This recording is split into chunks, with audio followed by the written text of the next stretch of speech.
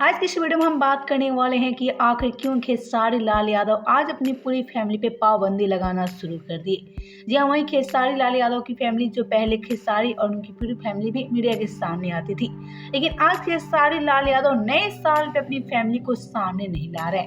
जी हाँ, सही सुना आप सबने। आपसे एक हम बता रहे, खेसारी लाल यादव अपनी पत्नी और दोनों बच्चों को मीडिया के सामने नहीं लाना चाहते हैं। जी हाँ, खेसारी लाल यादव का कहना है कि मैं नहीं चाहता कि मेरी पत्नी और बच्चे भी बदनाम हो, क्योंकि आजकल खेसारी लाल यादव की बेटी कृति यादव जहां भोजपुरी बदनाम हो चुकी है, तो वहीं खेसारी लाल यादव की पत्नी चंदा देवी आजकल मीडिया से दूर रहने लगी है।